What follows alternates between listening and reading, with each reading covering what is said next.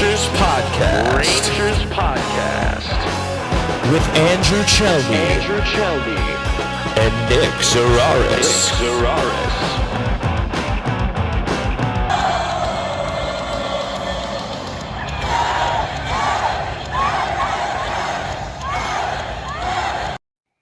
Rangers fans, welcome to the best Rangers podcast in town. I am Andrew Chelney alongside Nick Zararis, and we are Liberty Blue. We scream about the Rangers so that you can save your voice. That's how deeply we care about you, and we appreciate that you've joined us for the ride. This is episode 27, live on Twitch, Twitter, and YouTube. We'll put the full video up on our YouTube at Liberty Blue Podcast, and the audio version will be available as an audio podcast wherever you get your podcasts as well. Search Liberty Blue on your favorite podcast platform, and it should be there. Give the show that shiny and illustrious 5-star review on Apple Podcasts. It really means more than I can say in words. It helps the show out more than you think it does. We are at Liberty Blue Pod on Twitter and Instagram. I am at Chelney Andrew, CHELNEY Andrew, alongside Nick Zararis, Nick ZARARIS. Those are our personal Twitter handles to follow as well. Nick, I can't believe I'm saying this after the November that we've had, but the Rangers have won 7 in a row. Hockey's weird, man. We've been talking about it for a while now. I'm updating the what's it called? I'm getting the links for Twitter, for Twitch and YouTube on our Twitter while we're doing this, and that's why I'm looking at my phone. But yeah, we've been saying for a while now, the team is underperforming their talent level. There's too much talent for this team to be playing as poorly as it was for the better part of the month of November. There's a couple really good telltale stats that speak to that, how poorly they played in November and how much better they're playing now. But to your point, it's just good that they're winning games again. It's not pretty every single night. There's definitely things they need to improve on. But this is worlds better than we were talking about 2 weeks. 2 weeks ago, we thought the coach was going to get fired and that this team could miss the playoffs. But based on how the last, I would say, 2 weeks, the 7 games, going back, they didn't play great the week leading up to this past week. They didn't play great against the Devils. They didn't play great against the Leafs. They took care of business against 2 god-awful teams over the weekend. But we're headed in the direction. We kept asking for progress to see some improvements, and we're getting that. Of course, there's a ways to go, but we're making some headway, and that is encouraging. The thing about this Rangers team right now, over the course of these past 7 games, is that nothing has fundamentally changed, and that I would disagree with. What the helmet throw? I apologize. The helmet throw was the reason the Rangers have not lost the game. But the thing about how the Rangers have played, and if you look at our Twitter page, and we quote tweeted this earlier a couple days ago, was in the beginning of the season the Rangers were dominating the all the possession and all the fancy analytics that comes with that part of the conversation, but they were losing. And now the Rangers are doing the opposite of that, and they're winning because hockey is a stupid, silly, ridiculous sport that hinges on nothing because it's a silly, ridiculous sport that we all enjoy watching and talking about. But the Rangers right now, listen, they've won 7 in a row, so I don't want to complain too much about it right now. Listen, as long as they're winning, everything else is kind of secondary. The most important thing right now is that they're scoring more goals than their team. But with that being said, it's not that you won, it's how you win. Are the Rangers playing better than the other team for the majority of the game?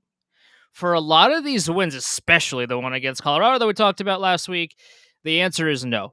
Against Chicago, a team that they should have won in Madison Square Garden a few weeks ago, they should have won that game, and they got their revenge last night. A team that looked awful, and their goalie looked awful, and the Rangers actually scored a goal, so that was nice. But did they look good against some of the other teams? Against New Jersey, they looked pretty bad for a lot of the game. If they didn't score those 2 goals in 7 seconds, the Devils win that game. So they win again. Great, good, perfect, stupendous. But are they playing well? I don't know if the answer is yes. Okay, so to your point about playing well, the thing I said before, and I think that this is the goal here, is they're making progress. They're getting closer to the style of hockey they want to play. For the better part of November, they were playing god awful. They were a disjointed, clunky team.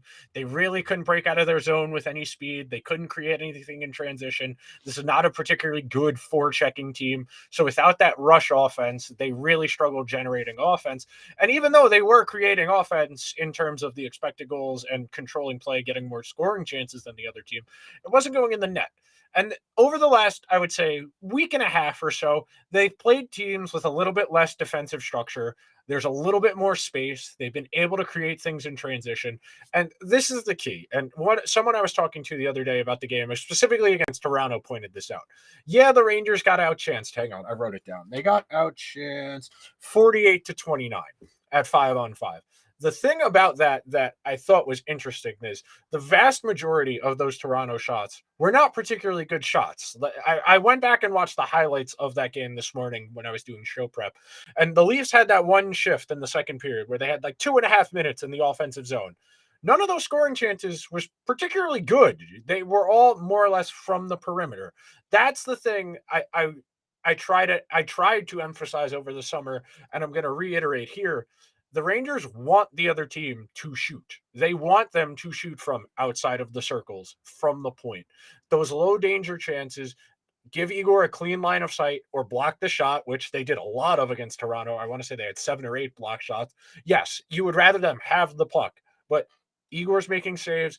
You're blocking difficult shots. That is closer to the type of team they want to be. We saw this last year where they wanted to play this way, but they didn't have the forward talent to play a transition game where they were able to take advantage of other teams taking bad chances. Because that's what those are. Those low danger chances that immediately result in the other team getting possession, those are turnovers. Like, yes, they get recorded as a shot on goal, but a 35-footer with no velocity into the goalie's shin pads that the defenseman can recover and get to offense immediately with one pass, that's a turnover in the grand scheme of things. You don't think of it as that, but that's what that is.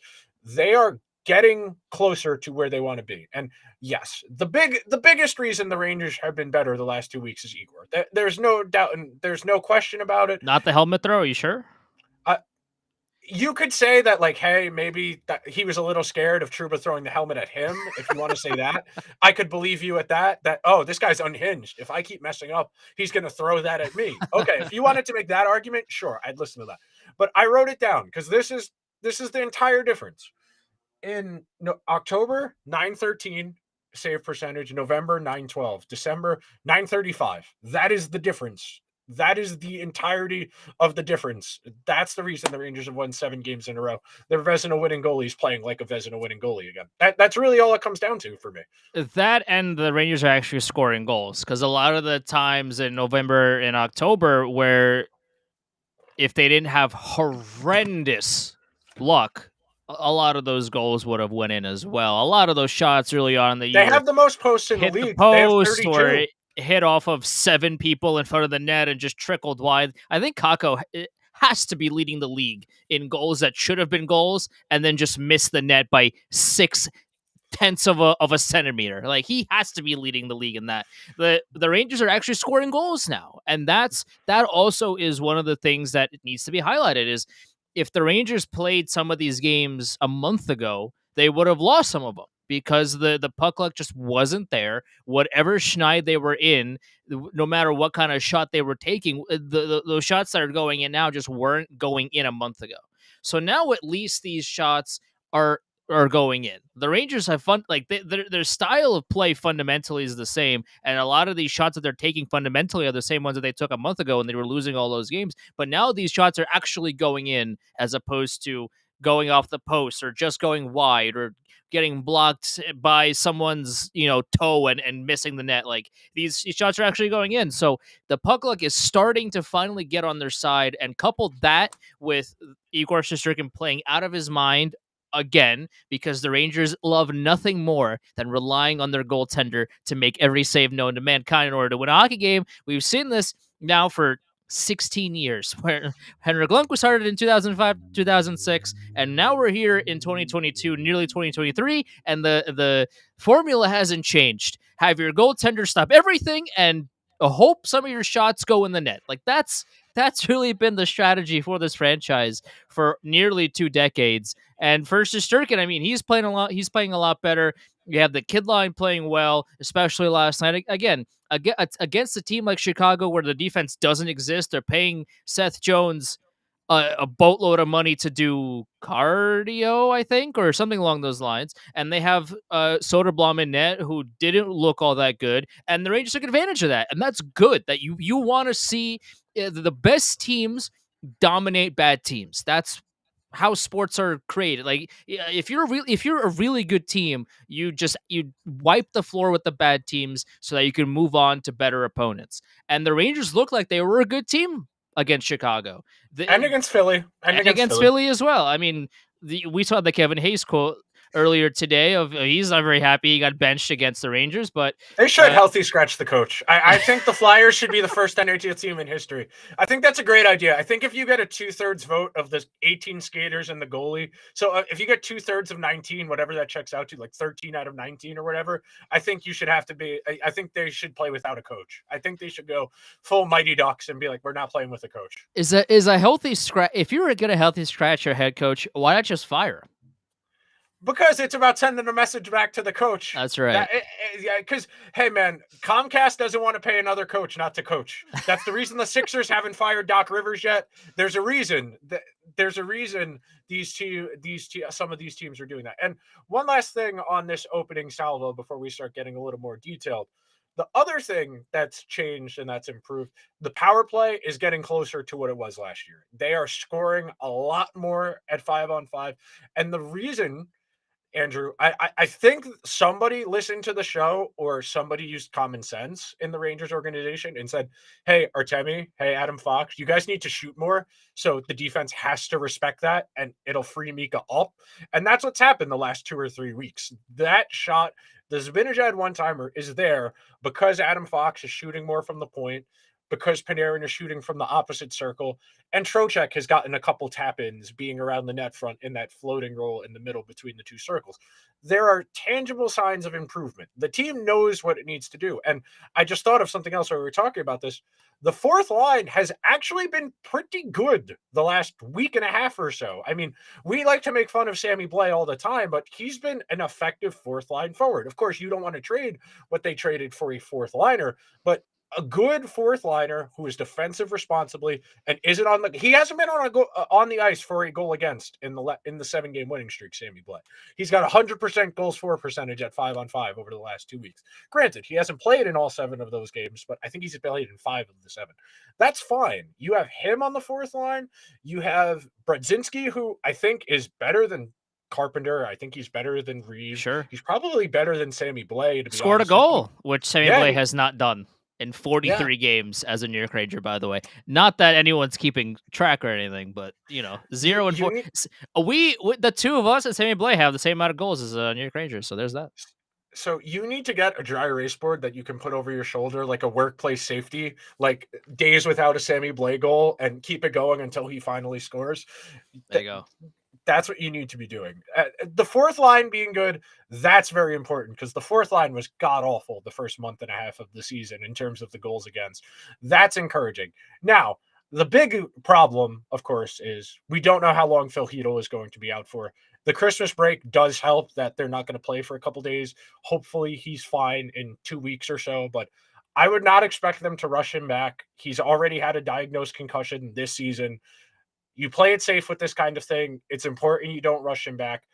Ideally, you would like to have him for these 2 games this week. These are 2 very important games against Pittsburgh and against the Islanders. Divisional opponents, first time playing Pittsburgh this year, last game against the Islanders this year. You would like to have Hedl out there. I don't know what they're going to do lineup-wise. I know against Chicago, they bumped Brodzinski up, but I don't think you can play Brodzinski with the kids. I think you're going to have to reconfigure the lineup a little bit to be a little more evenly distributed throughout the lineup and not rely on the kids to drag Brodzinski around. But I am not as worried as I was a couple weeks ago. Yes, there is still plenty to work on. Like you were saying during your opening point there, I agree with you that they're not 100% where they need to be, but they're playing the style of hockey they want to play. They're relying on Shesterkin, yes, but that is part of the team design. They want the other team to shoot. They want Shesterkin to get clean sight lines, to have chances to make saves. This is exactly what you've seen a lot of teams do. You saw the Islanders do this twice. You saw the Rangers do this last year. You saw the Islanders do this going to the conference final twice. When your goalie is your best player or your second best player, you need to feature him. And they actively want the other team to shoot those crappy chances because it's going to get the Rangers to offense faster. Now they just need to be better about what they do once they get the puck back. Well, that's what I wanted to mention, right? It's like in a 60-minute hockey game, especially in the NHL, the expectation is the other team is going to have shots on goal. Like you don't go into a hockey game thinking, yeah, the other team's going to have 0 shots on goal the whole game, and your goal is going to be doing a barbecue in his own zone, and everybody's going to have a great time. That's not realistic. Like even in like NHL 23, that if you're playing, the other team's going to get a shot on goal, even if you're absolutely dominating, right? Like not if you play on rookie. I don't know if you've seen this video or not, but there's a glitch that has been in the NHL franchise since the first one on the next gen consoles, which was, I think, was NHL 15, where if you play on the lowest difficulty and you just skate into a corner with the puck, the computer won't dispossess you. It'll just pin you to the boards for the length of the game. When I was playing NHL like seriously, and especially HUT, where you have to play all those stupid games against the computer to get stuff every week, I would score 1 goal, put my controller down, and watch TV and wait for the game to end. So can get away with that. Right. You can get away with that. Stuff. Yeah, no, I mean, like you want your goalie to see bad shots because a lot of the times too, that's how a goalie gets into a game. You can warm 100%. Up and get warm-up shots and you do all these things, but over the course of a game, if your goalie is just standing around for 15, 20 minutes and not seeing a whole lot of action, that's how a goalie can get cold throughout the course of a game. So if you can get the other team to shoot him outside that golden area and then just shoot from the blue line or outside the slot and then just get the goalie to make some easy saves, that's a good way to get the goalie into a rhythm. So I'm not saying the Rangers' goal needs to be for them to keep the opponents to 0 shots on goal the whole game. That's not what I'm saying. But the thing about the Rangers is that their 5-on-5 offense still kind of doesn't exist. Of course, against Chicago, against Philadelphia, these are really bad teams. So you can't really summarize their offensive threat against really bad defensive teams because, like, I mean, if you put us out there, I feel like we can at least like get a scoring chance or two against these bad teams. So I don't want to be like, okay, well, the Rangers scored 7 goals and not all of them on the power play, so 5-on-5 offense fixed. Like that's a silly way to approach things. They won against Toronto because Jimmy Vesey scored. Like that's it. Yes. The top line was awful. They got hemmed in, and they were hard matching them against Austin Matthews, which I didn't like that decision. If you're playing Zibanejad and Panarin together, you can't be deploying Zibanejad as the shutdown center because Panarin, when Panarin wants to play defense, he can be very good defensively. He just doesn't choose to play defense all of that often. You've seen him a couple times where one of the defensemen gets caught up ice and he back checks really hard, catches up to the play, breaks it up. But night to night, he's not giving you an amazing defensive effort. So I don't like hard matching Zibanejad against Austin Matthews or against Mitch Marner. I really do think, and I'll let you get back to your point here. I think your matchup line, your designated matchup line, needs to be that Trocheck, Kreider, Vesey line because Vesey's been outstanding defensively this year. You brought Trocheck here because he's supposed to be your best defensive center. And Kreider has historically been a good shot suppressing winger. That is your shutdown line. That is who should be on the ice against Austin Matthews or against Mitch Marner. Try and find favorable matchups for Zibanejad and for Panarin, especially if they're going to be dragging around Gaudreau. Granted, Gaudreau had a great game against Philly. He got on the board, goal and an assist. He got the Broadway hat after the game. Joe Micheletti, by the way, spent like the entire third period talking about how everybody was wrong about Barclay Goodrow, and he was like, "Oh well, you know, there are so many questions around Barclay Goodrow playing the top 6. Oh well, if you look at the way he played against Philadelphia, I mean, look, he's got a goal, he's got an assist, he's doing such a good job." It's like, dude, Joe, sir, it's Philadelphia. I don't know how to break this to you, Joe. It's a bad team. It's a bad team, and against a good team like the Maple Leafs, as you were watching the other day, he did absolutely nothing. So I just thought that was really funny. I know how I can explain this to in a way that'll make sense to non-analytically inclined people. I was trying to think of the right metaphor. So you have a tube of toothpaste that has basically nothing left. If you only need toothpaste for yourself, you can probably find a way to get a little bit more out of that. But if you need to get 3 other people in your house to brush their teeth and you're squeezing it all the way out and there is nothing left in there, that is the equivalent of what the Rangers are doing playing Barclay Goodrow on the first line. If he's on the 4th line and you only need him to play 12 minutes a game and to kill penalties, he can do that. You're asking him to play 15 minutes a game at even strength and kill penalties and play with Zibanejad and Panarin. He's doing an okay job in the offensive zone. But we need to be realistic here. You do not sign this guy to be your first line right wing. And this will be part of the discussion I want to have in the next part of the conversation in terms of how they want to roll out their lineup, especially without Hedl. But it's very frustrating when you know there's a better lineup configuration. Barclay Goodrow has utility. He has value as a hockey player. The Rangers aren't putting him in a great position to succeed, and that's why people get frustrated with what he gets paid, how they're using him. And it's great. He's going to have a career high in points this year. He's never played this many minutes a game in his entire life. That's why he's going to set a career high in points this year. The thing about Goodrow is that we talk about his contract. We talk about where he gets slotted in. If he was playing bottom 6 minutes and was making half of what he's making now, and not, I think it was a 7-year deal or something, 6-year deal, 6 years, 6 years, something absolutely asinine to give a bottom 6 player. But if he was playing bottom 6 minutes and with a contract that wasn't absolutely ludicrous, I would be saying nothing about it. If he was playing in the position that he's supposed to be playing in and not making that kind of money with that kind of term, I'd be thrilled. It's not about it's not about Barclay Goodrow as a player specifically. It's what the coach needs him to do and is asking him to do, and the kind of contract that Chris Drury gave him. It's kind of unfair, from at least for me, to be like, oh, well, Barclay Goodrow isn't doing well in the top 6 because he's not a top 6 forward, but he's getting kind of paid like one to a certain extent. The Gerard Gallant is using him like a top 6 forward, and the problem is that because he got that goal and an assist against Philadelphia, that is now enabling Gerard Gallant to be like, oh, this is working. Oh, he's so obviously a top 6 center. Oh, at all the media, at all the haters, look at how great of a job he's doing. He's got the points. He looks so good against a trash can team. But look at that. He's piling up the points. And that's one of the issues that I have here to record points, which defeats the entire purpose. Right, dude. He's here. He's here to be the kind of Swiss Army player that you need in that bottom 6 that can score occasionally, but overall is just a solid 2-way player that you need to have in that role.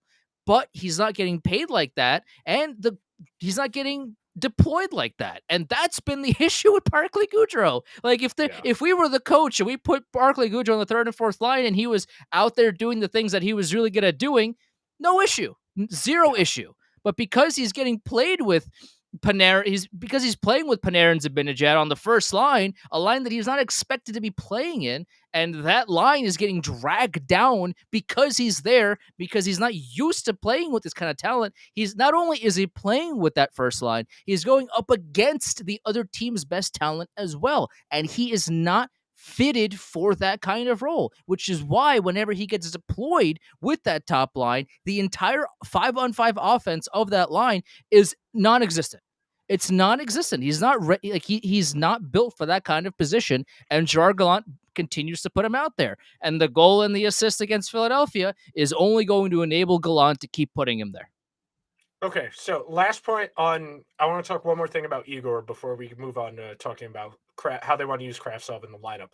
The biggest indicator that things are turning around is over the last 3 weeks, he has gone up that goal saved above expected leaderboard every single week, multiple spots. So when before the Blues game, That game, he was, I want to say 15th or 16th in goals saved above expected, with like 3 or 4 above expected.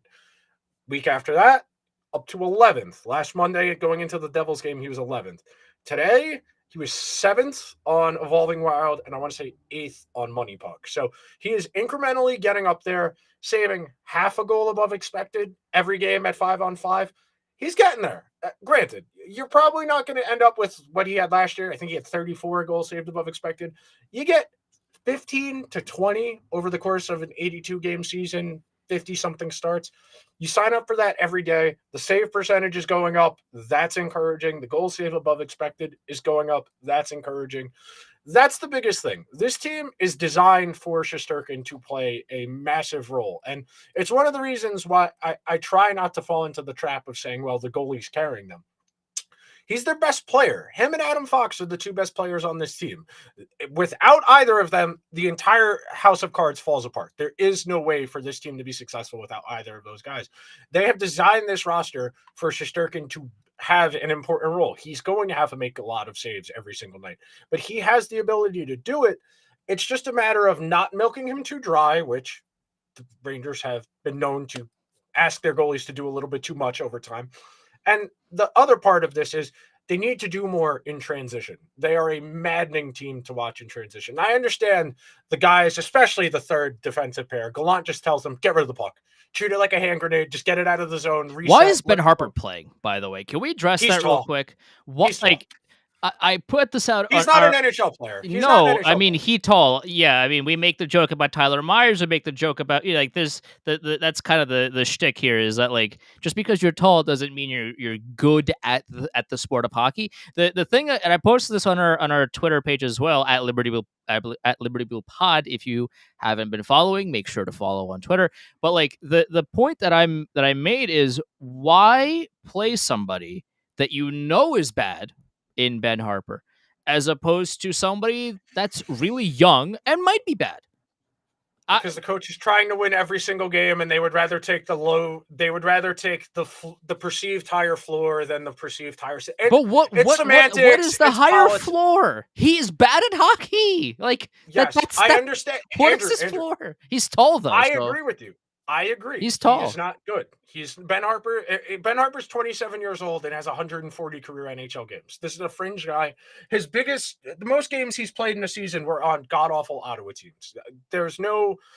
This is not a serious candidate for that role long-term.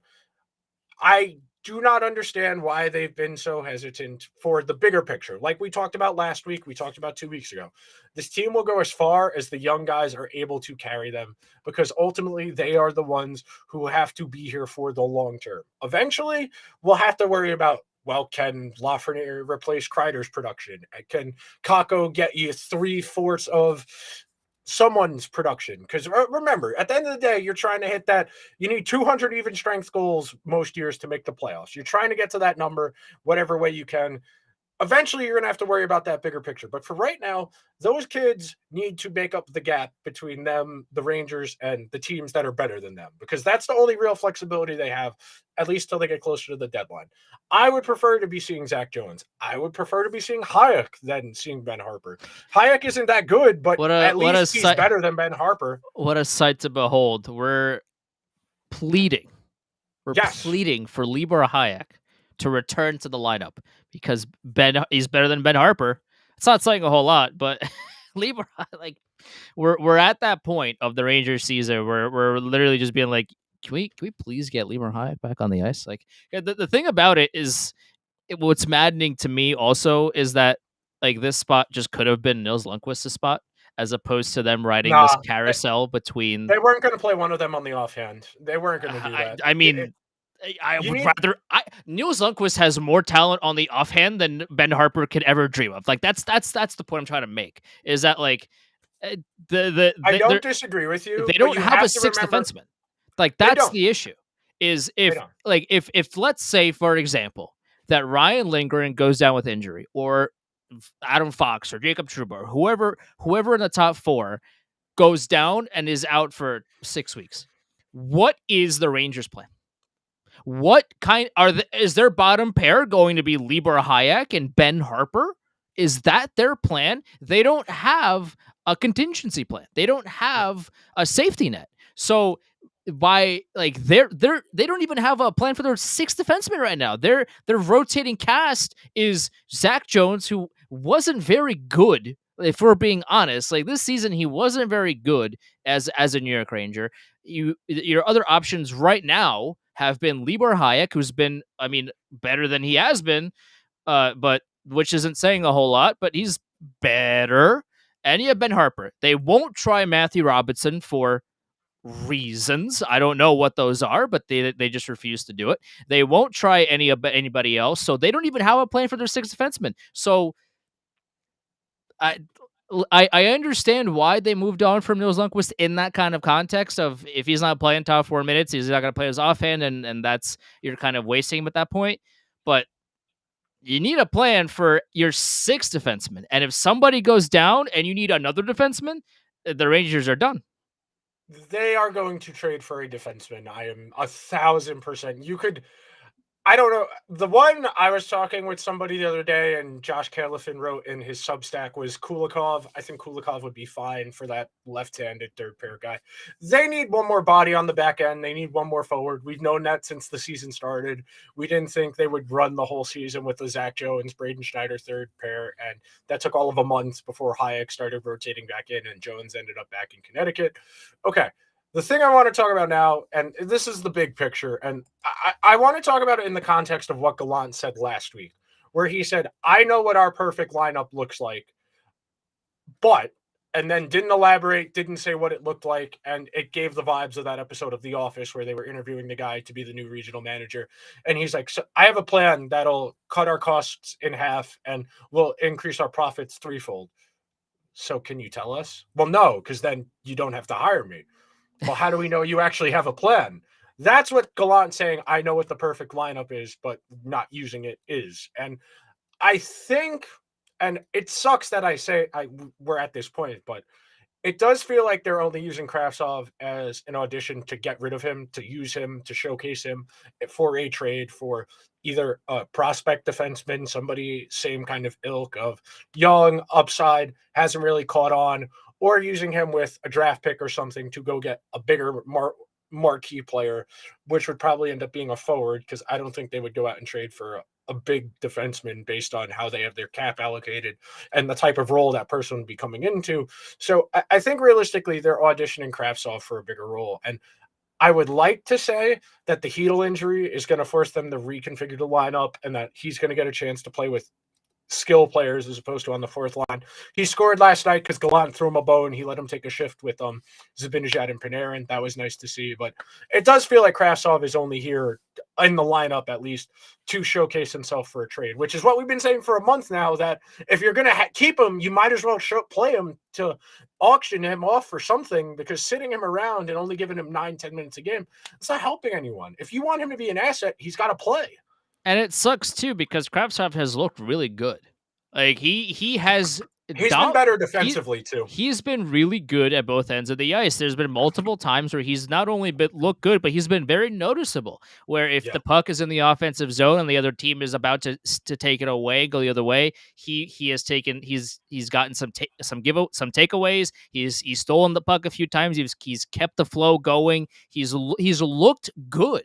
And that's another frustrating aspect of all of this is, and you're right, is this feels like a player that will not be here very long. But they're playing him because, one, they don't really have any other choice. They have to play him because his trade value is not going to get higher if he's playing in Hartford or sitting up in the stands. Like he's a ninth overall pick, and the Rangers have to play him to show him to other teams. This definitely feels like another one of the situations where he's there, he's physically there, but he won't be physically here for very long. And that's unfortunate because he's looked really good. Like, has he been a world beater? No, because, well, one, he doesn't really get the ice time, and two, like a lot of the times he's being put on the fourth line, and still, like even then, he's looked more than capable of carrying a line at times. Like this guy clearly has a lot of talent, but if you play him 8 minutes a game and and when he does nothing for you in 8 minutes of action, you have Rangers Facebook fans yelling about how Kravtsov is soft and he should be traded. Like those people And legitimately the thing you got to explain to those people, if you want him to get traded, he needs to have value. Yeah. This is a 9th overall pick who has less than 100 games played at the NHL level. His value is a 3rd or a 4th round pick at best. Yep. If he plays well, even if it's fluky and he scores a couple goals and you turn him into a prospect defenseman, if you turn him into like what Justin Holl was like 2 years ago, you sign up for that. You need another defenseman, or you need to go out and get one more forward. We talked about Ryan O'Reilly last week. That's the guy I'm going to cling to until we get closer, because Patrick Kane stinks. I don't know. He stinks, man. He stinks. He's cherry picking. He's not playing any defense. He stinks. I don't know if you saw the and he's also 34, so it's not like he's gonna like get much better at this point. I hate trading for the past. You have to trade for the present and the future. If somebody's 34 years old and you're trading for somebody because of what they did a decade ago, and you hope that they could just rekindle that kind of that same energy, you're wishing on a shooting star at that point. You can't just trade for somebody that is past their prime or at the very least like is looking like they are, because of I understand Chicago is a trash can team that isn't going anywhere. So Patrick Kane, maybe at this stage of his career, doesn't feel like he has to give 100% because he's getting paid he's already got his rings. The team is terrible. Why does he have to play a 200-foot game? I understand that kind of argument, but at the same time, like, again, he's not scoring 5-on-5 at all. He's a power play merch. I mean, we're getting back to the Patrick Kane discourse here, but like Patrick Kane is not going to be is not it for the Rangers. But they do need somebody. Ryan O'Reilly would be great. I would love Ryan O'Reilly. He would he'd be stupendous.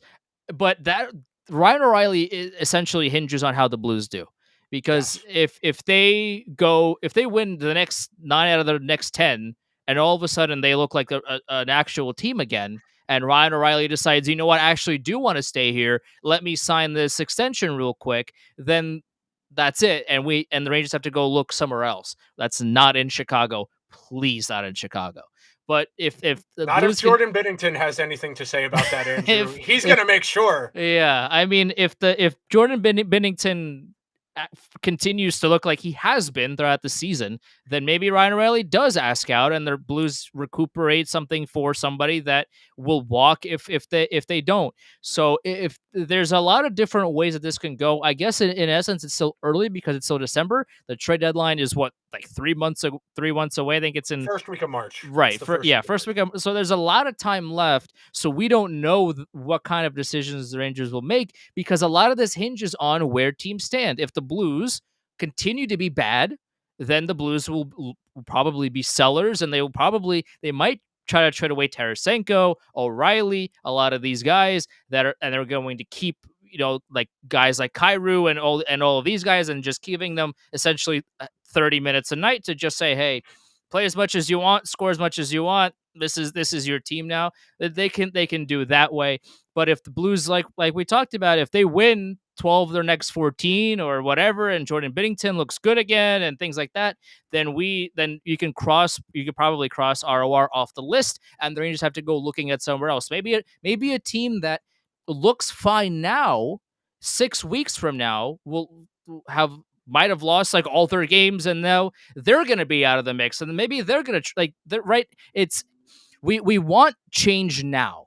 But the thing about the NHL season is that, especially in December, is that we don't know who's available until they're available, kind of thing. Where it's December, a lot of teams still think that they're in the mix, that they're in the hunt, that they can make the playoffs if they try their darndest. But in a couple months from now, teams will be like, yeah, we're actually just really bad, and they're going to start trading everybody away. So it's early for us to kind of think about who they can get, because we don't know who's available. So, looking ahead now, we said they have 2 divisional games this week. Christmas break. They come back the following, I think it's Monday. No, because Christmas is Tuesday. They play the Capitals on the 27th. That's the first time they play Washington this year, too. So the division is it's going through its first real flow of the season where the things are changing now. The Devils have lost 5 in a row. Carolina's still playing at a decent clip. Pittsburgh has climbed out of the cellar. Washington has gone on a nice run over the last couple of weeks. The Islanders are struggling. They lost to the Coyotes over the weekend, and then they beat Vegas, which speaks to how stupid hockey is, that you could lose to the Coyotes and then the next night beat Vegas with your backup goalie. Very weird. The Islanders are very hard to get a feel for because they're such an inconsistent team. They're very guilty of playing up to their opponent or down to their opponent. So where we are at now, I want to say the Rangers are closer to the team they've been the last 2 weeks than what they were in November. I don't think they're this good, like results-wise. I don't think you can realistically expect to keep winning with .935 and the power play being pretty much everything. I think you're going to need a little bit more at 5-on-5 to mitigate that for when Shesterkin goes back to being very good as opposed to the best goalie in the league. But where are you in terms of who you're worried about in the division? It's a good question to ask. The thing about the division is that you take a look at the standings and you go, okay, well, New Jersey's lost a couple in a row here, but are they going to just fall off a cliff? I don't think so. Carolina's won 5 in a row. They're 9-0-1 in their last 10 games, and they look as great as they ever do, as great as they ever have. The question about them is, come playoff time again, like last year where they won a bunch of games and they control pace and they get a lot of shots on goal, but do those shots go in the net? So for Carolina, it's a show me what you can do kind of year for me anyway for them, as they are a dangerous team, and if you let them into hockey games and if you think, oh well, they're not that good, we can just skate circles around them, you will get destroyed, because Carolina is a really deep team coached by Rod Brind'Amour, is one of the best coaches in the league. So if you have that kind of mentality, you will get demolished by them. But they're a team that their goaltending isn't, it's not bad, not great. So if you can get their 5-on-5, the offense going against them, then you can do some damage against them. I mean, Pittsburgh is a team where like they either look incredible or they look awful, and there's no in between. There's some games where you watch them and you go like, this team could go on a run, and then the next day you watch them play again and you go, this is a playoff team? Like, what's going on? Like they're a very, very strange team by how they play. And even then they're 18-9-4 over the season so far. They went on a run over the last 10 games. They're 7-2-1, but I would like to see them be a little more consistent for my taste. But I mean, we'll get when do they play them on the, they play them tomorrow. So there you go. So yeah. we'll that test will be good to see where both teams are. I feel like this is a very good litmus test for both teams, in the sense that the Rangers have won 7 in a row. They've looked good in some games. They've looked really bad, but have won in others. And you have this Pittsburgh team that just went on a little bit of a run themselves. They're still kind of in between of, hey, are we a really good playoff team, or are we a team that can fall apart at any moment? This is going to be a really good test between the two teams. I mean, the Islanders are a team that I never take for granted anymore, considering there's been multiple seasons now where the analytics are like, this team is really bad, and the Islanders are like, nah, we're actually really good. So you can't count them out. For Washington, I think I saw a report that Oshie and Backstrom are coming back soon, so that's going to be a huge boost for them. I think Backstrom's going to need a fair bit of time to get back into speed for him to play at 100%. But that's going to be a more dangerous team now with those two guys back as well. So this is a really scary division. Like the Rangers, if they start losing games here, they can fall out really quickly. So there's not a whole lot of leeway. The Rangers have to keep winning. And the Rangers have a really difficult schedule because they have so many division games remaining. I mean, yes, they're going to be done with the Islanders after this week, but they got to play Washington and Pittsburgh 3 times each. They have to play the Devils 1 more time. They have to play Carolina, I believe, all 3 more times. It's not easy. Like you said, this is a very difficult division, but I'm not as worried as I was 2 weeks ago. most importantly, that Igor's going again. That was the biggest thing. It was just a matter of how long it was going to take. I know this is very like stupid to say, but like he did have a kid over the summer, and like, you know, new dad, not sleeping, getting used to being a dad as opposed to just being a goalie. So being a goalie and a dad. Goalies are already kind of weird to begin with, then being responsible for another human being not sleeping particularly well. Goalie's a very tiring position, being stressed out, being overworked outside of hockey. That's part of this too. The same thing is going on in Calgary with Jacob Markstrom, where him and his girlfriend and now his fiance, they got engaged over the weekend, had a big kid over the summer. You need rest. It is very important to rest as a hockey player, especially as a goalie. Igor is going to be fun. I wasn't that worried that he was going to get going.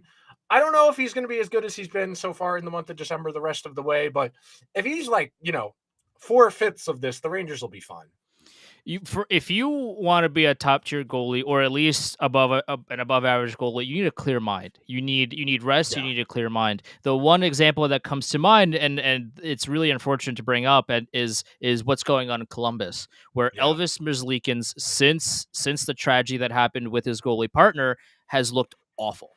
Like Yeah. in net, he's looked absolutely just. He hasn't looked like an NHL goalie because his head's not in it. Like Yeah. that's what's go like bar none. If everything else equals zero, like Elvis just he's not focused on the game. Like it's very clear if you watch him play. A goalie is such a position where if you are not 110% focused on your positioning, where the puck is, where the puck might be, thinking ahead of the play. Like if you're not 100% focused on what's going on in front of you and what might happen in front of you, you're not going to look very good. And for Igor, I mean, yeah, like there that could be one of the factors. Is hey, you know, new dad, not a whole lot of sleep. That factors into the attention level and how well you can focus and all these things. So maybe earlier on when he didn't have a whole lot of sleep, that affected him for sure. Maybe, but the fact of the matter is that the Rangers, like, yes, Shesterkin is making all of these great saves and he's looked great. The one thing that I will say to that is you can't just give up 6, 12, whatever grade A scoring chances a night and then just be like, oh well, Shesterkin's really good, so we can do that and we'll be fine. Like you can't do that either. So while Shesterkin is making a lot of tough saves and he is looking great doing it, the you can't if you're playing in a system like the Rangers are playing in, you can't bank on that. You can't be like, oh well, we can just keep on doing this because Shesterkin is going to keep making these saves. Like you don't want to do that to a goalie either. Okay, so the last point on this before we wrap up. That is the next step in this process. We were talking about the Rangers finding how they want to play. We know the Rangers want to concede a lot of low danger chances at the expense of high danger. So, in theory, what that would look like is they're going to be out chance. The other team is going to have probably 5 to 10 more scoring chances per game. When the Rangers were at their best last year, during that 12-game stretch between the trade deadline and the end of the regular season, they were controlling the high danger chances. They were fourth in the league in high danger chances for. They were controlling the game at 5-on-5 in that way. They were still getting outchanced overall, but they were creating more dangerous scoring chances. And that's the way this offense is supposed to work. You concede a lot of volume at the expense, you're creating quality. You're giving the other team quantity of scoring chances because you want quality. The Rangers are going to make that extra pass. They are going to rely on transition to create offense. That's where they're going. If they make the moves they need to make and they can get a little bit better defense out of Trouba and Miller, that's the goal. They want to be a high danger chances oriented team. They want to score off the rush. They want to create pressure off the rush. That's what they want to do. It's just a matter of if they're going to be able to get there or not. That Miller goal, by the way, against Philadelphia, I mean, dude, Jesus, man, what a that boy nice. He is him. Andre Miller is him. What a goal to not only get tripped on a breakaway, but also get up and then score, dude. That's one of those goals where you in 10, 15 years from now, you go, that was the start of something. Like that was one of those like signature plays where you down the road, down Andre Miller's career, you take a look back and that goal is going to be in the summary. In whatever video thing that, if Kendra Miller like plays his whole career as a Ranger and eventually he gets a video tribute whenever he's back, like that's one of the goals that appears. If for whatever reason 15 years down the line Kendra Miller gets traded and first game back as in the Madison Square Garden, that's going to be a goal in the video tribute when he returns. Like that's one of those just defining goals that a player gets to have in the NHL. And boy, that was special. That was a really clean goal. Again, the Philadelphia Flyers are a bad team, and I understand that, but the goal itself, that was pretty. Andrew Miller quietly on pace for 40 points this year. His defense That boy has got to nice. be a little bit. His defense has got to be a little bit better. Granted, some of that is the burden of playing with Trouba, who they haven't been great at 5-on-5. No, But the last stat I want to sneak in here before we get out of here. So during the losing streak, where they up to the game against the Blackhawks at the first time, Jacob Trouba, when he was on the ice, the Rangers at 5-on-5, 16% of the goals. 16% of the goals, not expected goals, not scoring chances, the goals, the pucks that went in the net. During this 7-game winning streak, 64% of the goals. Granted, the underlying numbers are not pretty. They are still getting outchanced when he's on the ice. The save percentage is up to 93%. The shooting percentage is up to 14%. Therein lies the answer to why the Rangers are winning these games. The goaltending is better. They're getting bounces they weren't getting earlier in the season. Okay, the three stars of the game graphic didn't want to load, so real quick, give me your 3 and we'll get out of here. So my 3, if I want to pull up my text real quick because my memory does not exist. Hedo, Kravtsov, Fox. Yes, Hedo, Kravtsov, and Fox. I mean, for those 3, Hedo looked really good. He has looked really good. He's looked like a solid player.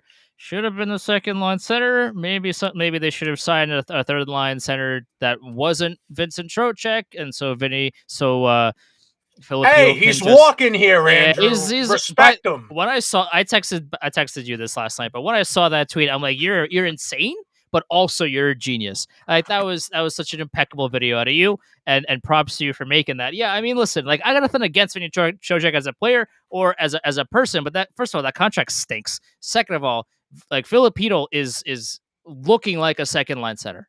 He is looking like somebody that deserves to be in the top 6, looking like somebody that can take over that role full time. But he can't really do that now because you paid Trocheck all this money to do that, and now Hedo is kind of stuck in that third line center role. That's kind of weird, but he's looked really good. So he gets a star. Kravtsov scored that goal like we talked about earlier. He's looked good in the minutes that he's getting. He's more than just a non-factor. He's out there making plays on both ends of the ice. He's taking the puck away. He's creating chances. He's making things happen. They might not all go in the net, but he is doing positive things out there for his hockey team. And Adam Fox, I mean, what can I say about this man that we haven't said or has anybody else ever said about Adam Fox? I mean, what a joy to watch. What a privilege that he's on the team that we enjoy watching because, man, we get to watch a lot of Adam Fox, and he's a special kind of talent where there's not a whole lot of him out there in the NHL or on the planet for that matter. And just watching him play, he's so confident with the puck. He's making all these plays that pretty much nobody else does. He gets a star. He played so well this week, and those are my 3 stars. Yeah, real quick, I'll be brief. Adam Fox, Fitz said it today on Twitter. Adam Fox makes the most ridiculous things look so easy because of how smooth he is in every single facet of the game. Like if any other defenseman routinely made the plays he was making, it'd be like an oh my god thing. But we're so privileged that this guy's been on our team for 3 years already, and he's incrementally getting better. He's right now, I would say he's the front runner or one of the front runners for the Norris. He's been outstanding this year. He's got the second most expected goals above replacement of anybody in the entire league, forward or defenseman. He's only behind Austin Matthews and Connor McDavid. That's pretty good company. I also had Shesterkin for the reasons we said before. He went up the goal saved above expected leaderboard. He's got a .935 save percentage in the month of December. And my last one, I had Kakko. He's gotten on the score sheet a couple times the last few weeks, and because he has more goals at 5-on-5 than Patrick Kane this year, that's why he's my 3rd star of the week. Before we get out of here, gotta remind everyone, please make sure you are subscribed to the show wherever you choose to get your content. We're on all the major podcasting platforms. If you prefer the video version, we're on YouTube. We're live every Monday on Twitter, Twitch, and YouTube. Make sure you're subscribed to your preferred means of content. On Twitter and Instagram, Liberty Boo Pod. You can see silly things. I have a Jimmy Vesey graphic in the bank for the next time Jimmy Vesey scores a goal. That I'm sure, if you're a movie head, you'll enjoy that reference. That's in that one. Make sure you're following Liberty Blue Pod on Twitter and Instagram. And that's Andrew Chelney. His personal Twitter is Chelney Andrew, CHELNEY. Mine, Nick Zararis, Nick Zararis. I hope everybody has a good holiday this upcoming weekend. Everybody be safe out there. Bad shit usually happens during the holidays, unfortunately. Please be safe out there. Have a good holiday. We'll see you next week. Let's see if the Rangers can pick up 2 more wins. Happy holidays.